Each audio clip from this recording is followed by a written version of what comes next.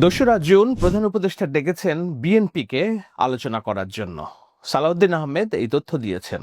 বর্তমানে প্রধান উপদেষ্টা জাপান সফরে আছেন, হয়তো তিনি ফিরবেন, ফিরে এই বিএনপির সাথে প্রথম কাজটা তিনি করবেন, আলোচনায় বসবেন। এখন এই আলোচনার মধ্য দিয়ে কি আমরা কোনো সমাধানে পৌঁছাতে যাচ্ছে কিনা? হতে পারে যে তিনি বিএনপির রোডম্যাপ ঘোষণার দাবি মেনে নেবেন এবং নির্বাচনের একটা রোডম্যাপ তিনি দিবেন। আর সেটা যদি না হয়, তাহলে তিনি এই বৈঠকের পরেই হয়তো সিদ্ধান্ত নেবেন যে তিনি পদত্যাগ করবেন এবং দেশে স্বল্পকালীন সময়ের জন্য একটা নির্বাচনকালীন সরকার আসবে, যারা 3 মাসের মধ্যে একটা নির্বাচন পরিচালনা করবে।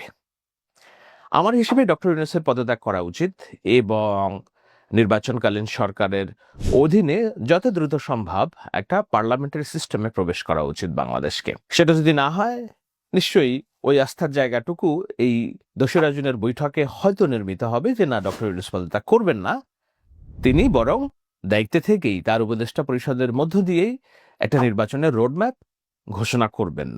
দুই দিকের যে কোনো একটা দিকে তাকে যেতে হবে, হয় পদত্যাগ করতে হবে, না হলে তাকে রোডম্যাপের দিকে যেতে হবে। কেন যেতে হবে?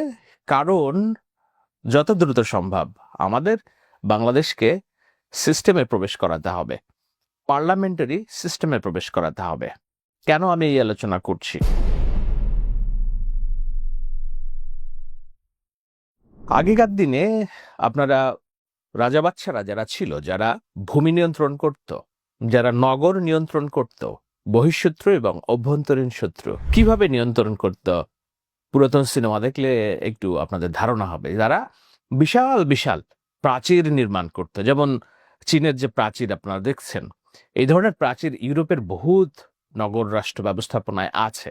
যেই নগর রাষ্ট্র প্রাচীর দিয়ে ঢেকে রাখা হইতো যেন বহিঃশত্রু আক্রমণ না করে, এবং এই প্রাচীরের বড় গেট থাকতো, প্রবেশদ্বার থাকতো। কেননা এই নগরে প্রবেশ করার জন্য আপনাকে অরক্ষিত যদি থাকে, নগর যদি অরক্ষিত থাকে, তাহলে বহিঃশত্রু ঢুকে পড়বে এবং এই নগর দখল করে নিবে।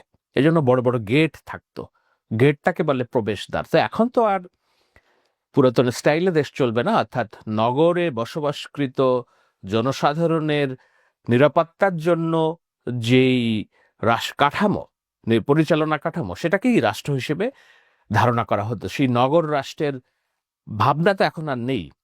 নগর রাষ্ট্রের পরিবর্তে এখন হয়েছে সীমান্ত রাষ্ট্রের ভাবনা, অর্থাৎ আমার দেশের সীমান্ত আছে, ম্যাপ আছে, সেই ম্যাপটা আমার রাষ্ট্র, এবং এই রাষ্ট্র পরিচালনার জন্য এখন আর ওই যে নির্দিষ্ট কোনো রাজপ্রাসাদ নেই কিংবা রাজার বসবাস কেন্দ্র নেই যেটাকে আমার প্রবেশদ্বার দিয়ে ঢেকে রাখতে হবে। বর্তমান ব্যবস্থায় আমরা কিভাবে অশুভ শক্তি, বহির্শক্তি থেকে রাষ্ট্র ব্যবস্থাকে রক্ষা করি, আপনাকে বুঝতে হবে। সেটা বোঝার জন্য আমি ধরে নেই যে গ্রামে আপনার একটি বহুতল সুন্দর একটা বাড়ি আছে, এই বাড়ির ভিতরে অনেক লোকজন বসবাস করে, আপনার 51বর্তী পরিবার বসবাস করে।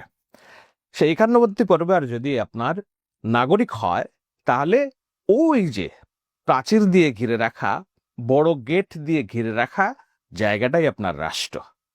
তো সেই 51বর্তী পরিবারের যিনি নিয়ন্ত্রক ছিলেন কিংবা যারা কেয়ারটেকার ছিলেন, এই বাড়ি যারা কেয়ারটেকার ছিলেন, সেই কেয়ারটেকারের নানান রকম অসুবিধা কিংবা তার স্খলন কিংবা তার দুর্নীতি, সবকিছুর কারণে আপনি এই কেয়ারটেকারটাকে, অর্থাৎ প্রাচীর দিয়ে আটকে রাখা বড় গেটের ভিতরে বসবাস করা আপনার যেই বাড়ি দেখাশোনা করার কেয়ারটেকার, সেই কেয়ারটেকারটা পালিয়ে গিয়েছে এবং এই গেট খোলা আছে, উন্মুক্ত আছে।